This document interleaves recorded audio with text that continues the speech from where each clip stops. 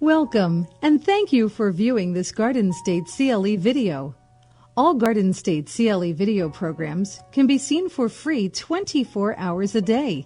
Besides viewing the show, you can also earn CLE credits. In order to receive CLE credits for this program, you will have to do the following. First, download an evaluation form from the website. Just click on step number 3, and the form will appear on your screen.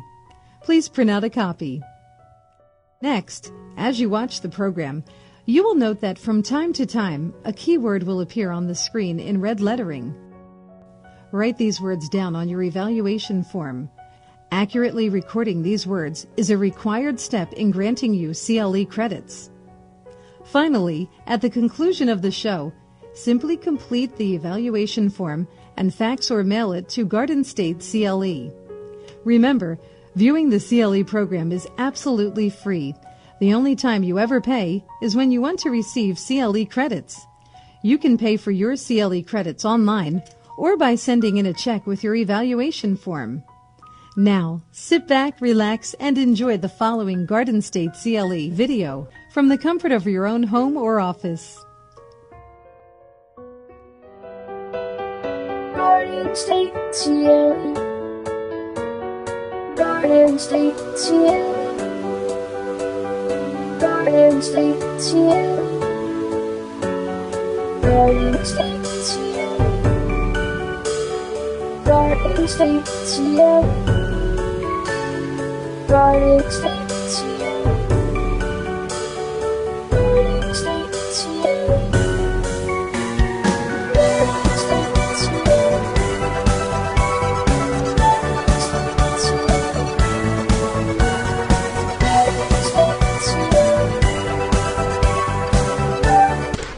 Chris Koutsouris, attorney at law.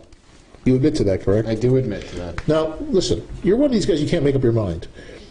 You know, on like Tuesdays you're a prosecutor and on Wednesdays you're a public defender. That's okay, true. What's the deal now? Were you prosecuting or were you public defending? I'm the prosecutor in Hamilton Township in Mercer County, Right. Also in Robbinsville Township in Mercer County. Right. And I'm the public defender in Upper Freehold Township, which is Monmouth County, and in the borough of Englishtown, which is Monmouth County. All right, this is very confusing to me. And what do you do in Burlington County? In Burlington County, I do private defense work. I'm All not a right. prosecutor nor a public defender, although I did previously serve as a prosecutor in Bass River Township, which was in Burlington County, and Bordentown Township, which was in Burlington County. Here's the issue. What do you like better? You like being a public defender or a prosecutor? I like to serve my clients, so whichever I can do more effectively that day is what I like. See, I don't know that I could do what you do because I just don't have it in my heart to prosecute anybody. I'd feel too sorry for everybody and like want to let them off. Do you ever feel that way? Like you feel sorry for people and stuff? I do, and you know I do take to heart, Bob, that the role of a prosecutor is not to get a conviction. It is to serve the interests of justice, and I think I fulfill that role most, if not all, the time when I'm in court. Well, you know, if you go by the idea that your function as a public prosecutor is to do individual justice in individual cases, what we're going to be talking about, the subject matter today, is it's really apropos, because it seemed initially for people who are charged without driving without liability insurance, especially if they're the owners of cars, that there wasn't a whole lot you could do to help them, even if you felt it was appropriate. So let's kind of get into it, and I want to take a backwards approach on this, okay?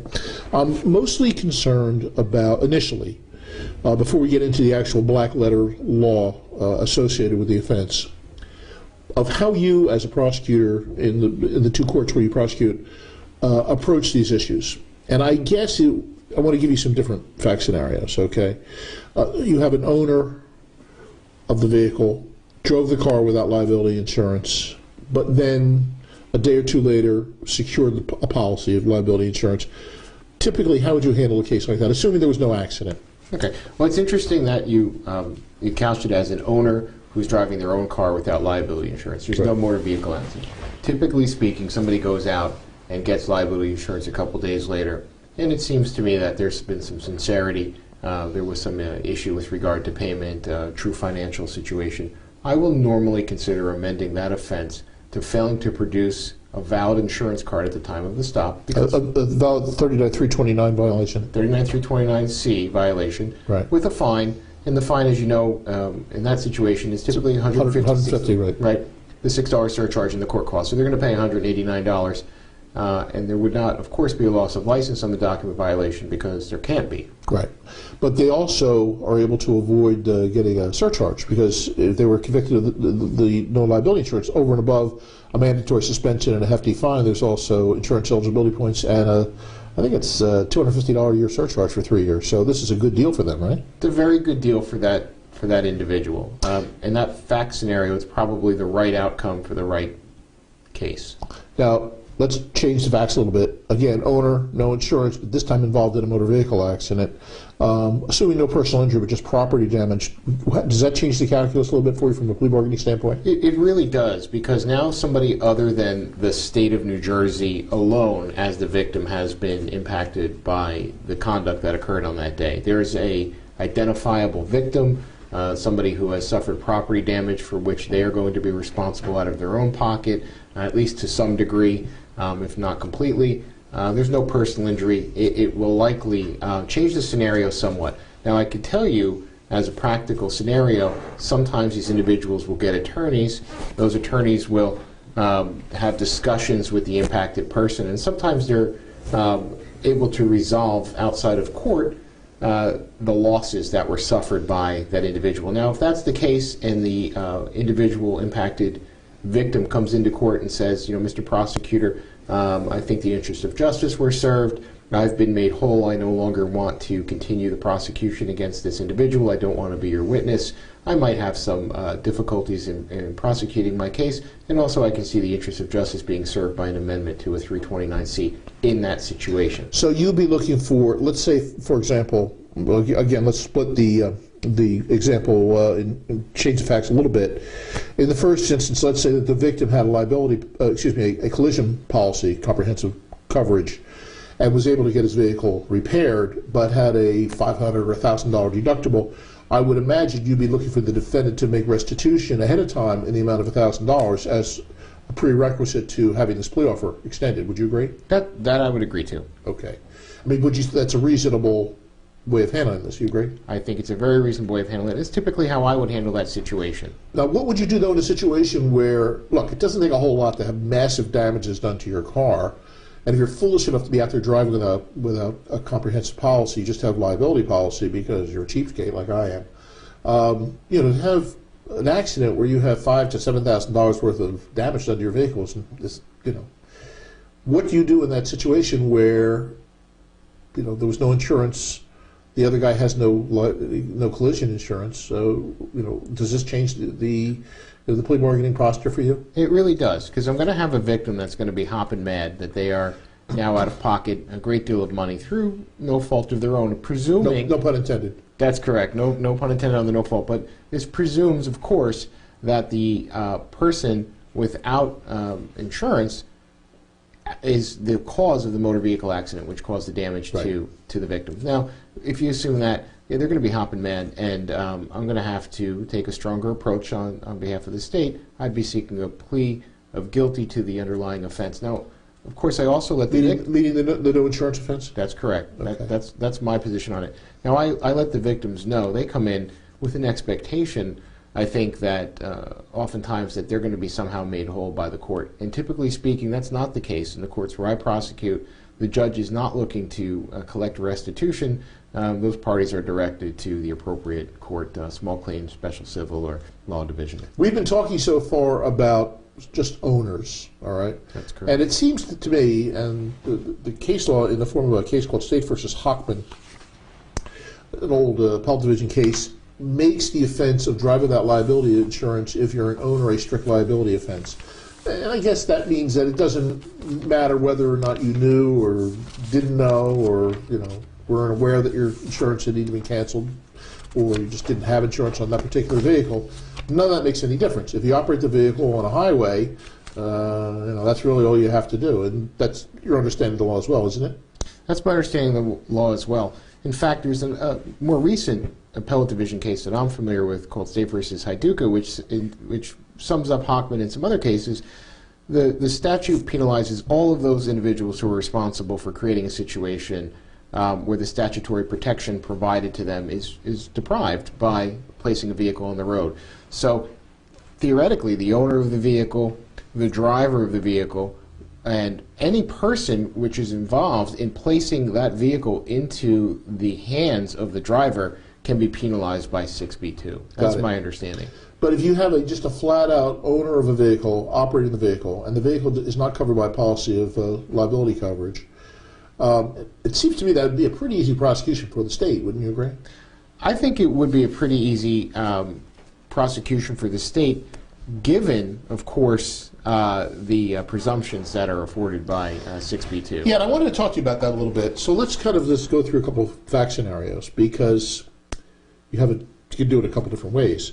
So the police have stopped a vehicle, doesn't matter, and asked the guy for insurance, and he presents an expired card. All right? And the police do a records check, and the vehicle is registered to this individual. Beyond that, the vehicle is either registered in New Jersey or principally garaged in New Jersey. So it's a New Jersey car, driven by the owner, has no policy of insurance, okay? He wants to plead not guilty, so now the trial begins, all right? You're going to have no problem showing that he was operating the motor vehicle. You're going to have no problem demonstrating the vehicle was registered or principally garaged in New Jersey, okay? That's all, that part's easy. The hard part is showing that the vehicle had no liability insurance on that date. Now, there's a couple things you could do. You could call up every insurance company in the state of New Jersey to see whether he has a policy, which is kind of impossible. Or you could argue to the court that the burden of going forward with the evidence on the issue of whether there was coverage is on the defendant.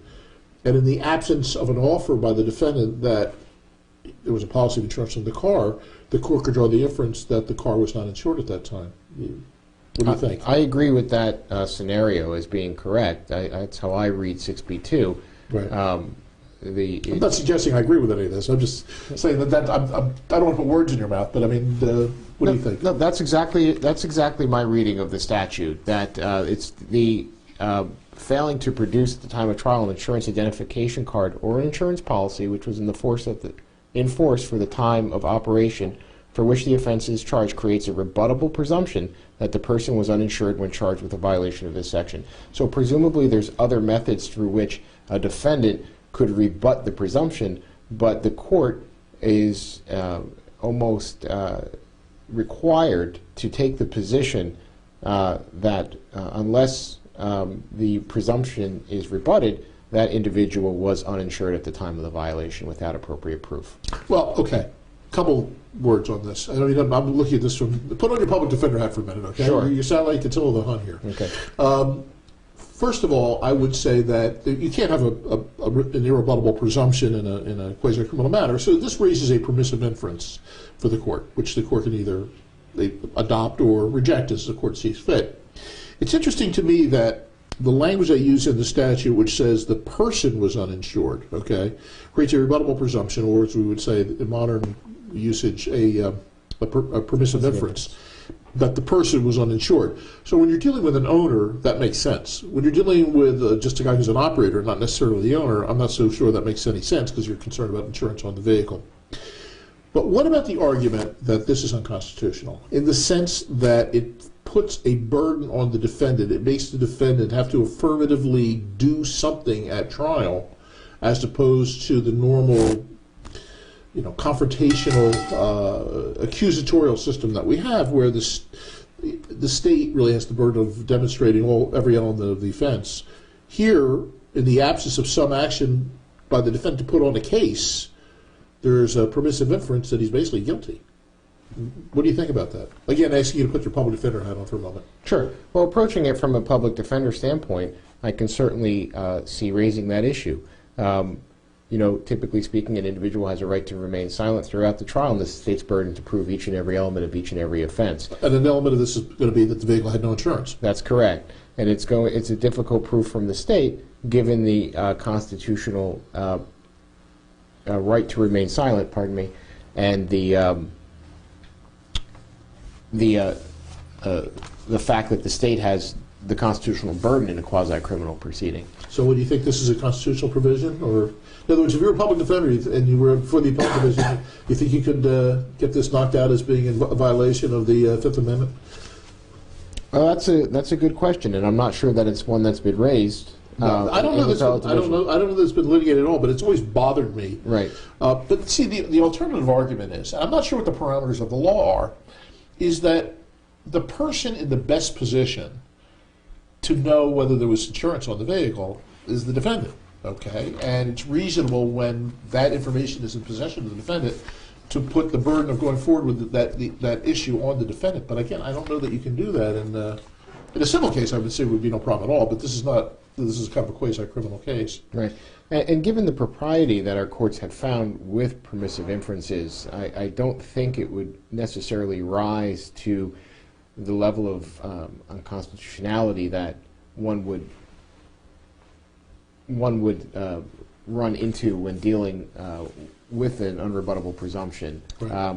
Again, the facts are going to be presented to the court that there was not a valid insurance identification document produced at the time of the interaction with law enforcement, right. And then the judge is being asked to take to draw an inference from that. Right. In other words, if the defendant rested, I think at that point, in the absence of evidence to the contrary, the judge would draw an inference that the vehicle had no insurance.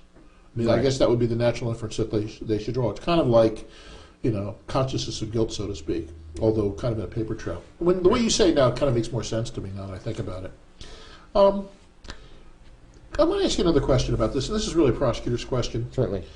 Do you think that the legislature initially was overreaching in the sense that they made the penalties for years so unbelievably onerous that prosecutors around the state were really hesitant to prosecute it because the penalties in terms of losing your driver's license for a year, paying a fine that could be as much as $1,000, performing community service, and this is all for first offense, plus the surcharges and the insurance eligibility points, was totally disproportionate to the offense, especially when somebody went out and got insurance after the fact.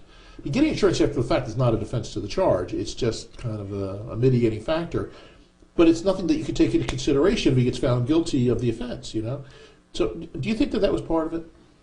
Yeah, I think there was a bit of an overreach by making the sentence so blanket and absolutely required or incumbent upon a judge to impose for a finding of guilt. Right. Now, as you know, for a period of time, there was a thought that an amendment to a 329C or failing to produce a valid insurance card was appropriate. Right. And sometimes the prosecutor would find himself trying to split the baby in half by adding a loss of license to that offense, a document violation.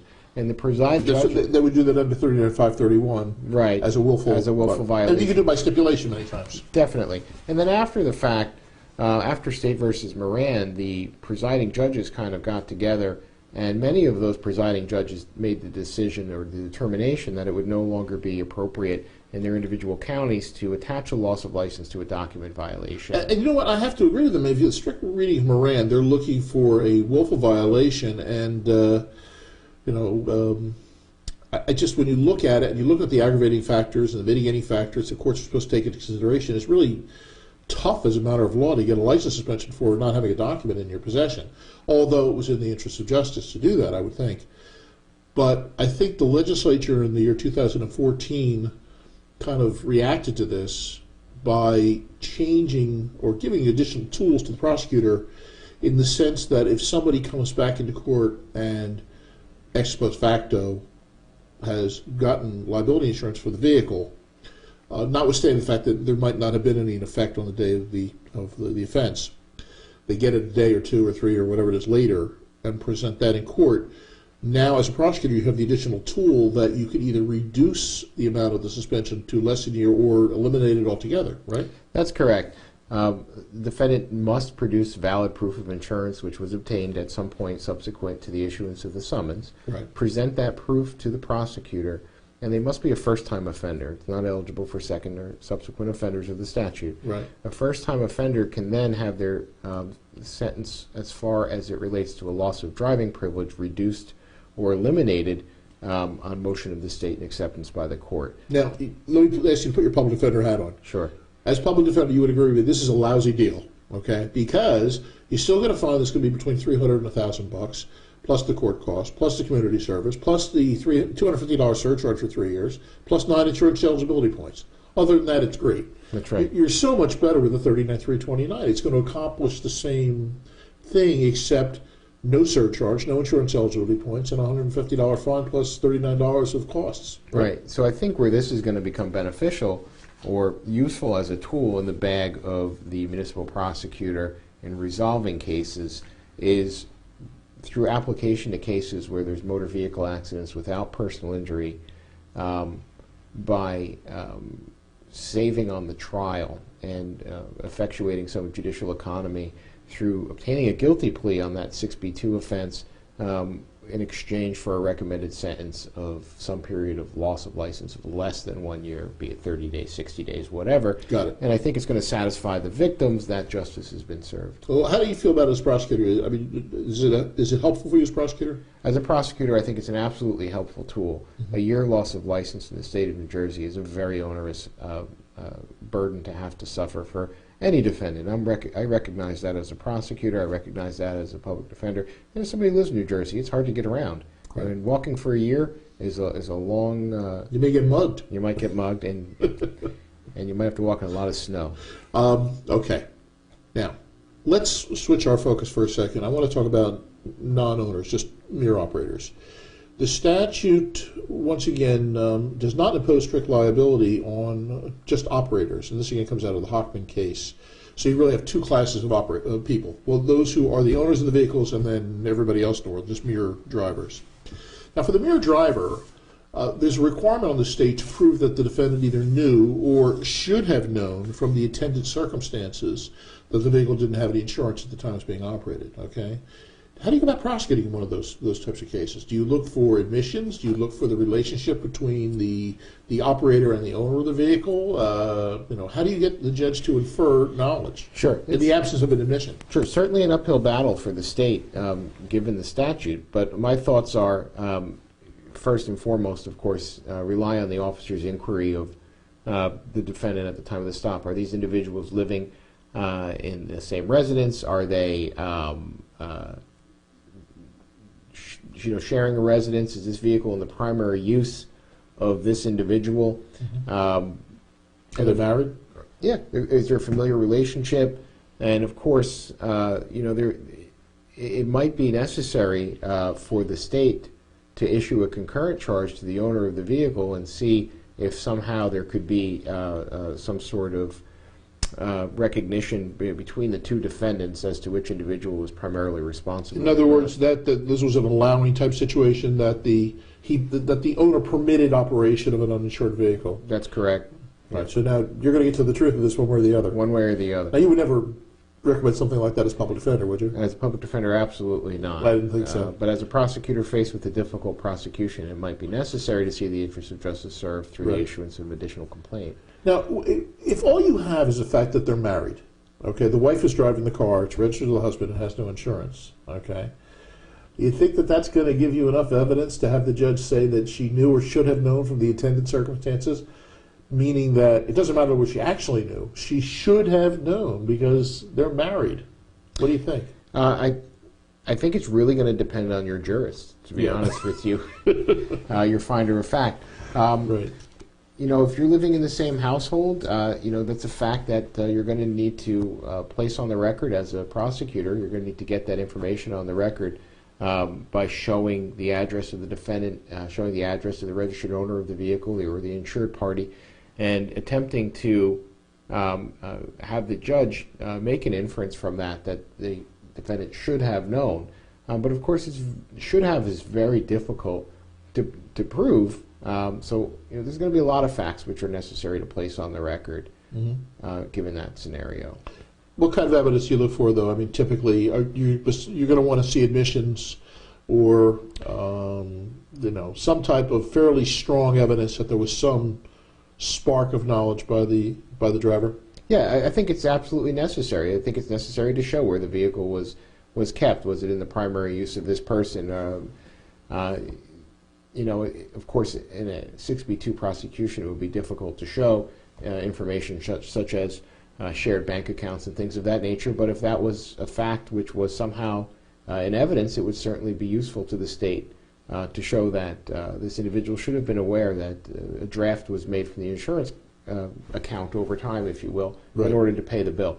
But yeah, admissions are fairly necessary given that scenario. Now, I can tell you from a practical standpoint, as a prosecutor and as a public defender, a vehicle which is not owned by the driver in a 6B2 situation, more likely than not, is going to result in a 329C situation for the non-owner driver, especially absent a familial relationship. That's really the way these cases tend to bear out in my courts. But in the more serious cases where there's an accident, where there's personal injury, substantial damages, and most importantly, no after-acquired insurance, these become much more contentious cases, I would imagine, right? They do, and trials are had, and trials come down both ways, depending on what proofs are available to the state. It is, it's a difficult prosecution, many times, given the facts which are available, because there's often not much that's available. While we're on the topic, if you don't mind, something I find to be somewhat prevalent are situations where, unfortunately, families are going through a separation or a divorce, Right. and one spouse, now they're living separate and apart, is responsible for paying the insurance. I think that's what happened in Hockman. Yeah. In the Hockman case. Yeah, and they stop paying. Right. And that's a difficult proof for the state, I think. And also interest of justice. Sometimes people they really get walloped in these things, and there's also purposeful conduct sometimes too. They cut the person off and things like that. There's vengeance thrown in. So it's a tough job. It's much easier being a public defender. You have to worry about this stuff. Now, a couple of mistakes I see the cops make all the time, and these are easy cases. All right. Case number one: the vehicle is not registered in New Jersey. It's registered in, let's say, Pennsylvania. All right. Guy drives over here. He has no insurance at all. So now, since the vehicle is not registered in New Jersey, it's registered in Pennsylvania, in order for you to go forward with a 6B2 prosecution, you'd have to show that it's principally garaged in New Jersey. Right. A very difficult proposition to do. I mean, on these cases that, in the absence of really clear evidence that the vehicle is principally garaged in New Jersey, this is a case that's going to go away. Would you agree? I would tend to agree that 6B2 would go away. There are certain segments of our population that do register vehicles in the state of Pennsylvania and principally garage them here in New Jersey Especially in Trenton. especially in Trenton and some other municipalities in Mercer County where that happens. Right. If there is a savvy police officer who's able to elicit the proper admissions, that 6B2 might stick around. But generally speaking, that's a 6B2 that's going to go away. Yeah, it requires a lot of work by the police. They'd have to come up with some evidence that the vehicle's parked in New Jersey every night of the week for 3 months or something of that nature. It's way more work than the police really should be involved in or have time to do. So the better way to do it is you get them a 329 or something like that, and that's the end of the case. Of course, they get caught a second time. If they're still in New Jersey, it makes it a little bit stronger argument for you, I would imagine. Sure. Now, another one, and this is really kind of counterintuitive. There's a whole lot going on with this scenario, so let's walk through it. We will. The vehicle is parked. All right? Okay. Now, I'm telling you, a vehicle which is unregistered in New Jersey cannot be parked on a public street. And if the cops roll up on it and they see a parked vehicle, legally parked, but unregistered, not only can the cops give that car a ticket, but they can hook it up and tow it away. All right? Correct. But if you have a legally parked vehicle that's not insured, that's not a violation of New Jersey law, in the sense that the cops can give you a ticket for 396B2. 396B2 requires operation on a street or highway. What's the roads they use? What's the word? Highway or road? Public road. Any public road or highway. Okay. Right. So the bottom line is, if the vehicle is legally parked and otherwise registered, A, it's not a violation of the statute, and B, does not form a basis for the cops towing the car away. Would you agree with that? I would agree, yeah. So if you see a 6B2 and the box on the ticket is checked parked, that ticket's not going to stay very long in your court, right? No, that ticket would get dismissed. Okay. Now, if somebody walked into your private office and had that, would you charge them $5,000 as a legal fee? No. You don't have to answer that. It's a pretty good result you're going to get for your client. That's right. Now, I just need to kind of talk about this for a second because I don't know that much about the law. I mean, this civil law, where people are crashing into each other.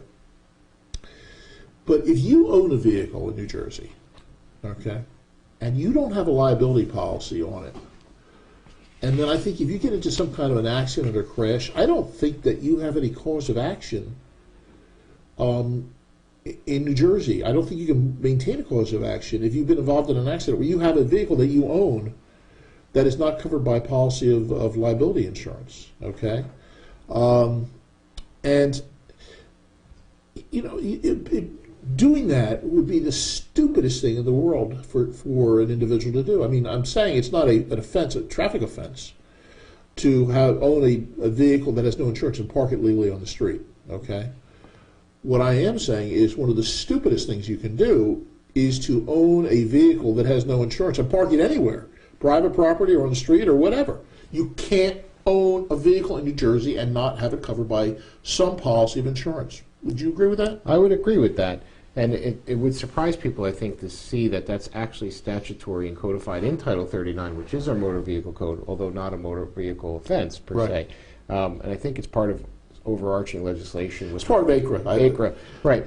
And that's in 39-6A-4.5. Any person who at the time of an automobile accident resulting in injuries to that person is required but fails to maintain medical expense benefit coverage mandated by 39-6A-4, 39-6A-3.1, or 39-6A-3.3 shall have no cause of action for recovery of economic or non-economic loss sustained as a result of an accident while operating an uninsured motor vehicle. How incredibly reckless, no pun intended, would it be then to own a vehicle in New Jersey and let the insurance lapse on it? The risk you put yourself to, especially because anybody can be in a crash. You know what I'm saying?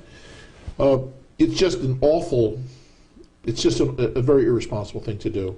But you know, you have that against the reality of the cost it has for the average person to have insurance, you know, especially liability insurance. And depending on the type of coverage you want, it can be, for working people, can be very, very expensive, you know? Yes. So, I mean, I'm sure you run into this public defender all the time. These are good people. They just had some financial challenges, and it was either heat, eat, or car insurance, you know? Yeah, it's an unfortunate amount of recklessness, but it's also weighted against the financial reality that things are more expensive. We live in a difficult economy and a very difficult state to live in, and there are some challenges to being able to provide for your family and still provide the minimum amounts of coverage necessary. Before we get into the actual some of the elements of the offense, I want to talk about them in a little bit of detail. Let's talk about second offenders for a second, okay? Sure. The one thing that I noticed immediately is that there's no step-down provision in the statute. So presumably you could have a guy who's convicted of 39-6B2 30 years ago, have gone 30 years of completely having insurance, and then get whacked on the 6B2 today. He's a second offender. Yes. So how do you handle something like that? You know, it's certainly something to take into consideration when you're representing somebody or when you're prosecuting. You know, there is this passage of time.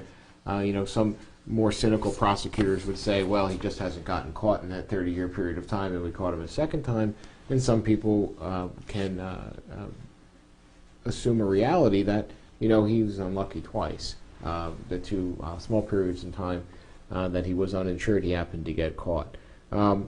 Plain and simple, that person's going to have a fine of up to $5,000 and be looking at a jail term of 14 days. And that's to do community service. That's the worst part. Right. 30 days. 30 days community service is mandatorily imposed. Then there's a surcharge, insurance eligibility points. I mean, this person's going to be hurting. There's also a thing that you don't get your license back automatically. I think you've got to go through this a dance with the Motor Vehicle Commission. Show them, I mean, you don't automatically get relicensed. Actually, you have to prove to them that you have insurance and are going to have insurance for the rest of your life. They don't make it easy for you from a procedural standpoint when you're a second offender. Mm-hmm. Have you ever seen a situation where somebody got a $5,000 fine for a second offense for driving without liability insurance? I've never seen a situation where somebody's gotten a $5,000 fine, but I have seen a conviction for a second offense with a hefty fine and a jail term. Especially on matters involving motor vehicle accidents. I've prosecuted those cases. I can recall one in particular in Robbinsville, which involved a particularly egregious accident involving a visiting family from New York. That individual was fined somewhere in the area of $2,000 by the court. Right. He lost his license for 2 years. He did have to serve his 14-day jail term. And there was a community service period. I'm not certain that SLAP would be out of line for a Now, by SLAP, you mean the Superintendent's Labor Assistance Program or Sheriff's Labor Assistance Program. So they would be doing like labor under the supervision of the sheriff as opposed to being locked up. That's correct. So, some straight time or straight jail time alternatives, I think, are available to defendants under the statute. But there's a hefty burden. I've never seen a $5,000 fine, but I think given the heinousness that can be given in individual, presumed in individual cases involving 6B2, it might be appropriate in certain cases. But it seems like it's all an all or nothing proposition in the sense that you're either going to prosecute them for the second offense or not, because there's really not a whole lot you can do in terms of, there's no latitude in the statute except on the fine. They still have to go to jail for a set amount. It's a determinate term of jail. It's a determinate term of license loss. And I think it's a determinate term of community service. So the only real latitude you have is the fine. You certainly don't want to make the fine less than $300 because that's what you get for a first offense. So what are the factors you look at as to whether or not you're going to go forward and prosecute these people or cut them some kind of break? Right. What do you look at? The factors I look at are the underlying driving conduct. What brought this person into the eyesight of the police officer? It's not typical to see somebody who's charged with a 329 or a 6B2 offense because that's not really going to be something a police officer in New Jersey is going to know. The insured status of a vehicle or the fact that the person has insurance documents with them until the motor vehicle stop has taken place in New Jersey. Unlike some states, as you know, Bob, our insurance information does not appear on our registration. There is no computer database that's tied into motor vehicle. Right. Each individual motor vehicle company more or less prepares their own documents and insures those individuals and does not necessarily directly report to motor vehicle, with some caveats. As we know, there can be suspensions for lapses in coverage. Right. But what is that conduct that led to the motor vehicle stop? Is there an accident? It's like many of our more serious offenses. When there's an accident, again, you've impacted somebody else. You look at who's at fault in the accident. Who's at fault? Did the uninsured person get rear-ended, for example? That's right. And then, of course, and I think it needs to be said at some point, overarching in all of these things are personal injury situations. If somebody's hurt as a result of the driving conduct of an uninsured motorist, I'm going to take particular attention to that as a prosecutor. Okay, let's look at it that way. Let's say that your guy is at the light, he's driving an owner of an uninsured vehicle. This would be a second offense for him. He gets clobbered from behind and hurt bad. I mean really bad, okay? He has no cause of action against the guy who just ran into him. That's right. There's nothing that he can do. Zero, okay? So the question now becomes no pain and suffering, no medicals, no nothing, all right? Right. So do you take that into consideration, the fact that he's bereft of any type of cause of action, or would you say, hey, too bad, next time have insurance before you get in a crash? Yeah, I take that into consideration, and I'm permitted to as a prosecutor. Of course, to take that. course. There's certain offenses which I'm not, which I've been deprived of my discretion to plea bargain. This is not one of them, and I will take that into consideration. This person has suffered and is going to suffer, and as a result of that, and certainly that's a consideration. And then, of course, you're going to want to look at when did the prior offense took place. Was it 30 months ago or 30 years ago? Right. That's certainly something else to take into consideration. And finally, does the car have insurance now? Yeah. A big thing is to, if the car is insurable after the accident, that's what I look at. If they've gotten rid of the vehicle. And let's say they've gotten another vehicle. If they've gotten another vehicle and that vehicle is now insured, I want to see proof. That's very important for me. I want to see that this person has learned from their mistakes, has taken some corrective action on their own, without me having to prod them to do that, and that they've gone out, they've gotten adequate insurance, it's insured at the time they come to court. I want to see that. Much better situation than if, let's say, let's say the car was totaled in the accident, and they just don't have the wherewithal to get a replacement vehicle, so they're without a car, which means. Well, the good news is they don't have to have liability insurance because they don't own the vehicle anymore.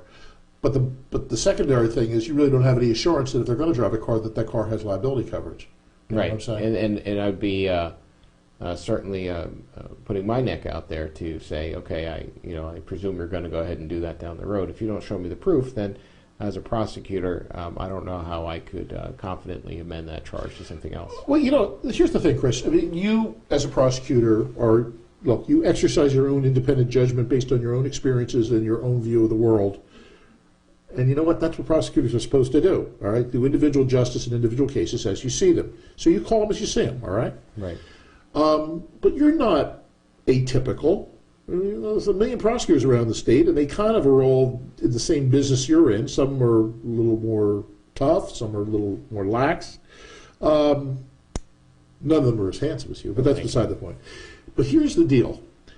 I want our viewers to understand how to approach prosecutors in these cases. What are the factors that are going to be significant? Understanding that the fact that somebody walks into court with an after-acquired policy may or may not impress the prosecutor. You've got to look at these other factors. Was there damage done? If there was damage, is your client prepared to make restitution on a voluntary basis and make these people whole again? Was there personal injury involved, what are you going to do, basically, to clean up your own mess? Right. And you should be making taking these steps with your client ahead of time. Nobody wants to hear what you're going to do. They want to hear what you have done. What you have done, Bob. Number one, I don't want to see that your client went out the day of court and bought that policy. If it's been 3 months since the accident and they didn't bother to buy insurance until the day of court, that shows me that they're only interested in getting through today. Right. Okay. Number two, why were you canceled? You want to come in with that information. You want to come in and show the hardship to your client in getting insurance.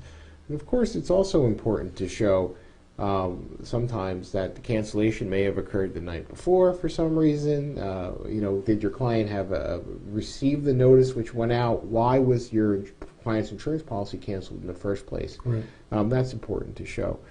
What hardship is your client going to suffer because going forward, they might end up with a loss of license for a period of time or imprisonment in the second offender situation. Mm-hmm. And how is that going to further impact them? Defendants are people too. They have families. How is this going to impact that defendant? Now, if there's a car accident situation, again, my concern isn't really going to be with the defendant. It's going to be with the victim who was impacted by the defendant's conduct if the defendant was at fault for causing that car accident. Right. What other remedial steps did your client take? But this fault business is just really a matter of you exercising your discretion. It's irrelevant under the statute. It is absolutely irrelevant under the statute, and I certainly see that. I understand that. But from a prosecutor's perspective, if there's a reckless driving ticket that's attached to the 6B2 because of some reckless conduct, I might be less willing to work with the defendant if the conduct, in my eyes, is in fact reckless. Or some speeding with some enormously high speed or something like that. That's exactly right. Okay.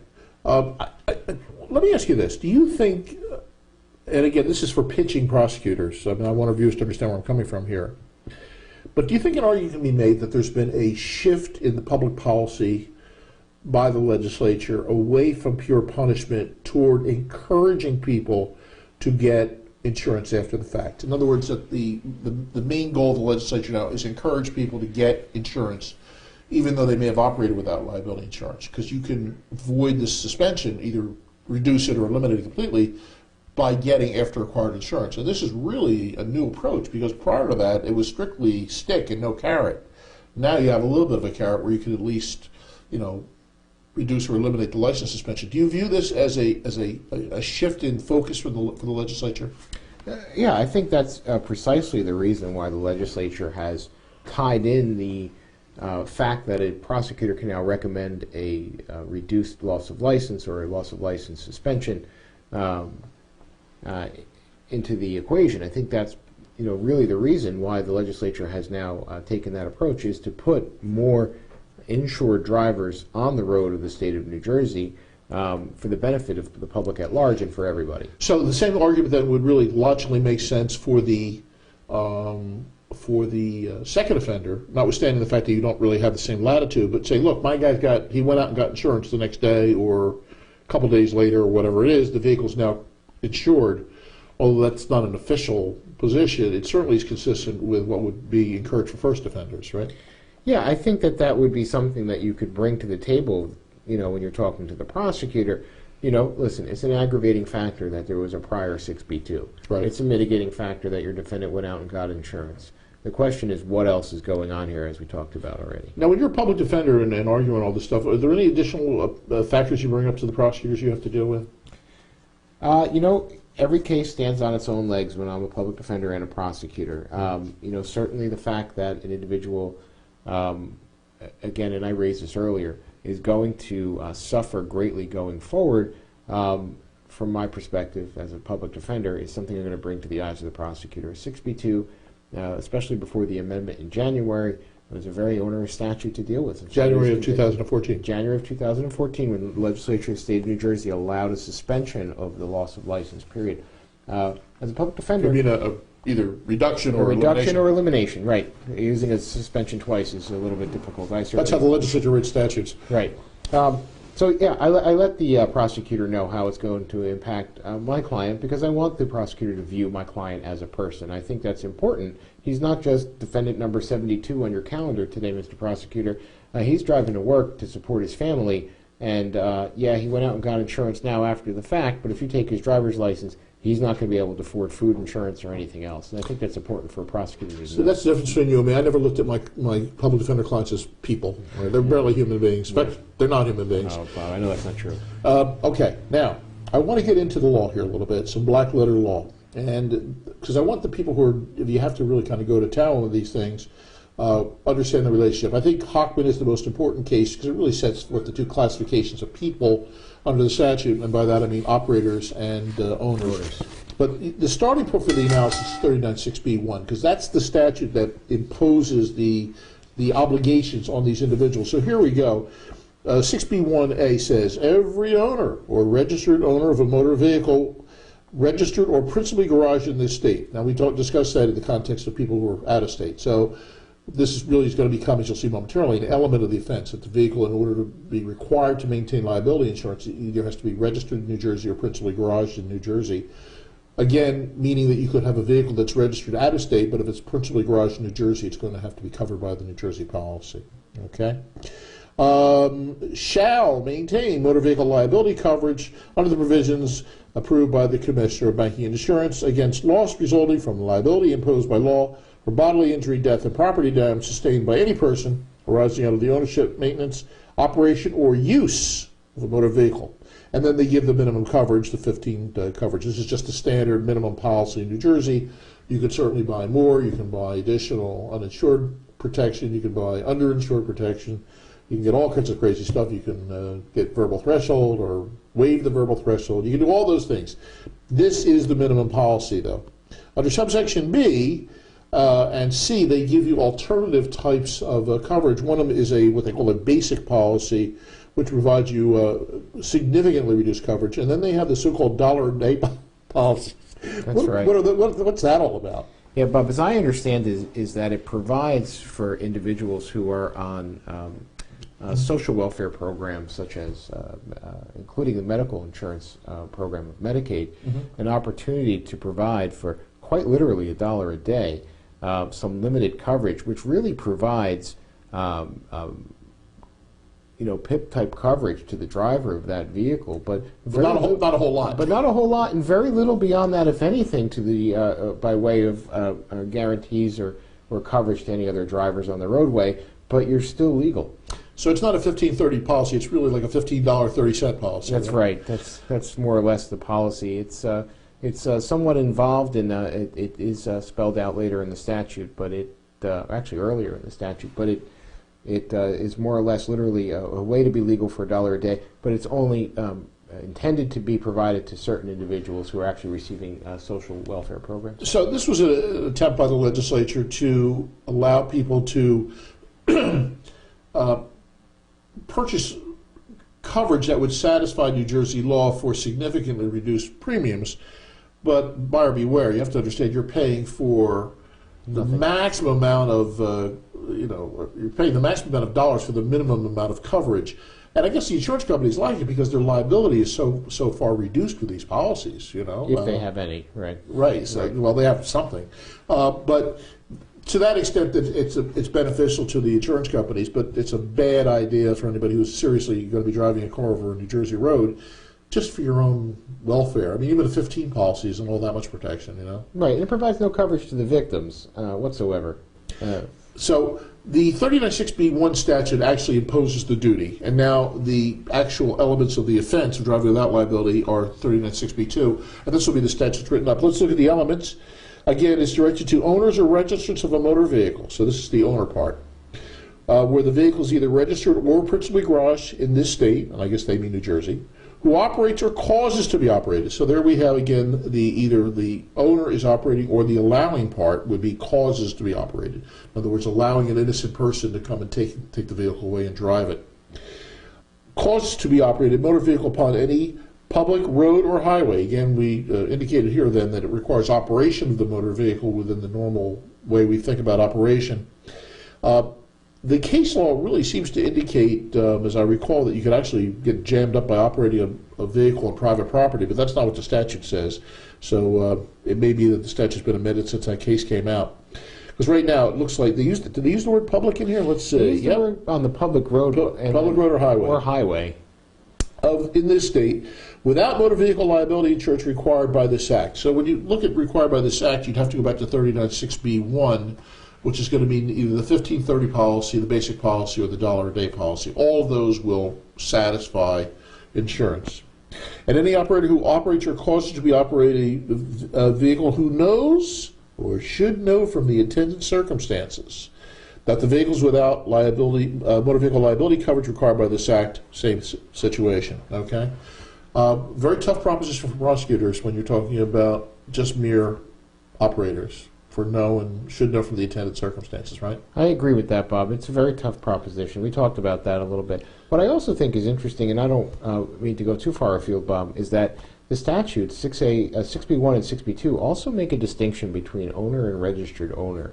So theoretically, an individual who doesn't appear on the registration could be identified as the owner of a vehicle and charged with a violation of the statute for failing to maintain coverage. Could be somebody who lives without the state, within the state, whatever those facts might be. You can get into some pretty bizarre fact patterns here. I was thinking about that earlier today when I was thinking about the statute. Now, I have never encountered that, but you can have some really shifty people. You know, he's a straw owner or the owner, but the vehicle's registered to somebody else. You know? Yeah. So I guess under those arguments, you could grab them both for the insurance. We talked earlier, but I just want to kind of point out in the statute where the penalties are.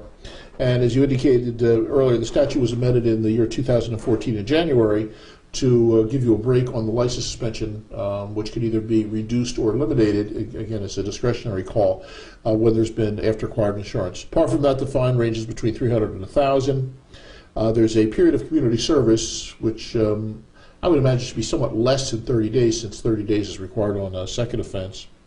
The suspension of driving privileges would, if you get it at all, will be for a year, and actually, unless you have after acquired insurance. And well, it's not included here. It's in other statutes.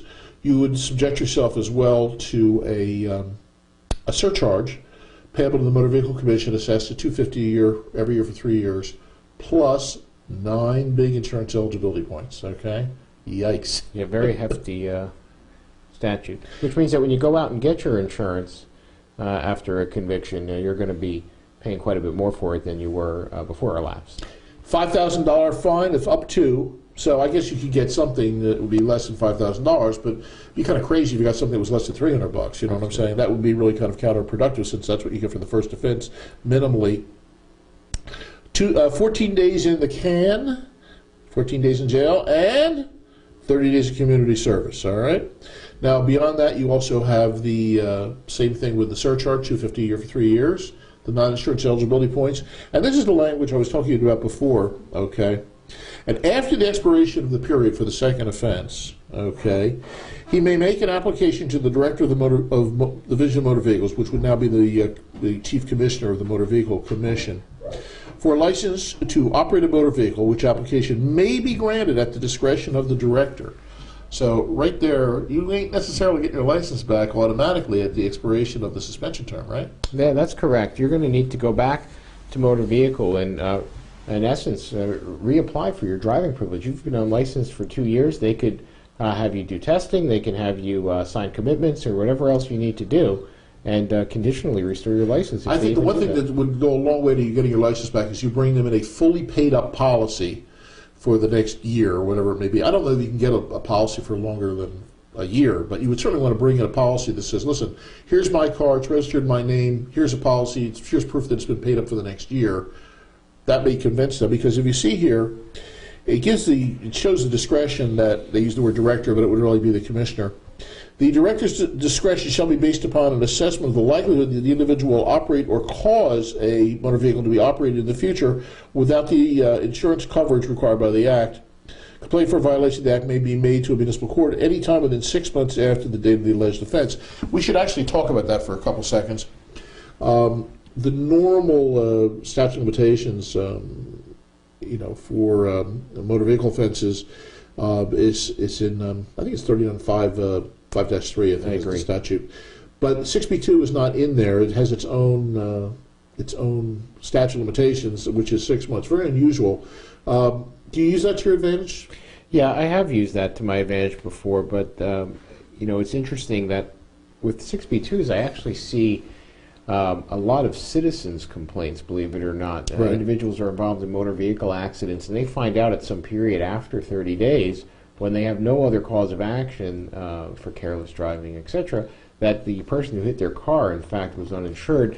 Now, the police officer may not have known it at the time, may have only issued it. Well, they might have given him a card. The card looked like it was good, but they didn't know that he had defaulted on his payments. They get a letter from the insurance company down the road. Now, they bring that letter into the municipal court. They see the violations clerk.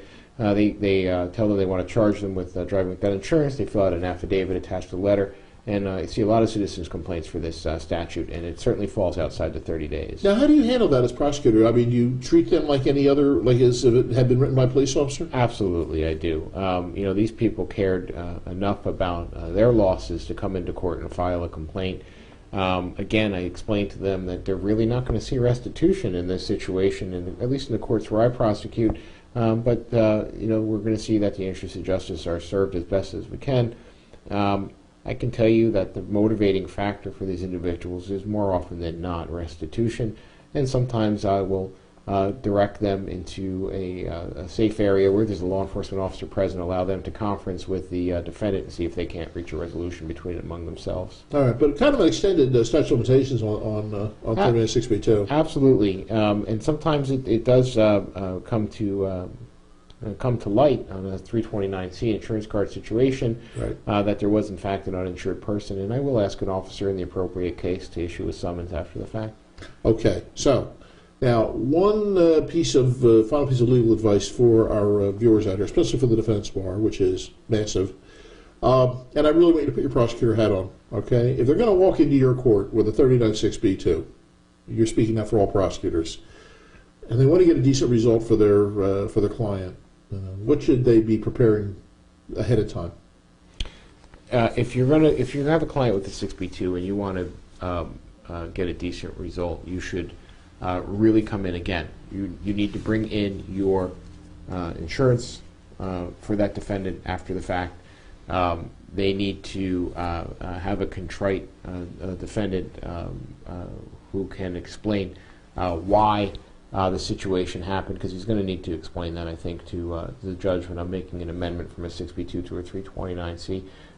Needs to have a reasonable explanation, needs to be prepared to show why the cancellation occurred, and they should be prepared to show that the impacts on parties other than the defendants was minimum. And have after-acquired insurance? Oh, absolutely. I mean, that's basic. You need to have after-acquired insurance.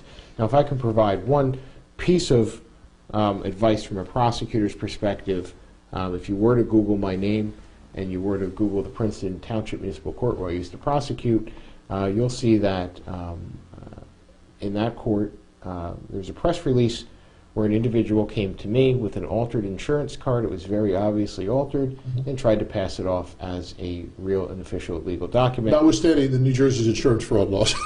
Yes. That individual was prosecuted for a third or fourth degree crime by the Mercer County Prosecutor's Office. I've been presented with false and fraudulent documents. Subsequent to that, in other courts, I will not hesitate to sign a complaint myself as the victim in that situation as a prosecutor. So one piece of advice for counsel, of course, is to counsel your clients against presenting you with a false document to present to me, because they're typically fairly easy to see, and especially when they're done in pen. Okay. So in other words, if they hand you an insurance identification card that has a picture of SpongeBob on it, yeah, that's not going to fly. That's a problem. That is a problem. Yeah. And by the way, one additional just kind of caveat to our viewers. I've looked over, and in fact, I used to teach in the State Police Academy to the detectives and investigators for the insurance fraud prosecutor. And when you study the statute, it is so easy to get jammed up with insurance fraud in New Jersey just by making one material misstatement. And, it just doesn't take a whole lot. And making some kind of a fraudulent card like that, over and above the criminal penalties, you can get jammed up really bad with civil penalties that cost you all kinds of money. So something just to keep you in mind. This has been really good advice, Chris, and I thank you very much. One last question. I want to get to the truth now. What do you like better, prosecutor or public defender? The truth of the matter is, I like people as much as I think some people will tell you I don't, and I enjoy the opportunity to represent my clients as a public defender and a private defense attorney, because I like to find those facts which I can use to achieve a great outcome for my clients, and I feel really good when I do it. Mm-hmm. And I know Bob was kidding when he said he never looked at his public defender clients as people, because I know he looks at all of his clients as people. No, I hate everybody. And with good reason. That's right. Well, you have a much more pleasant disposition than I do, because I'm basically miserable. And with good reason. Chris, thank you so much. You're welcome. Well, thanks for having me. My pleasure.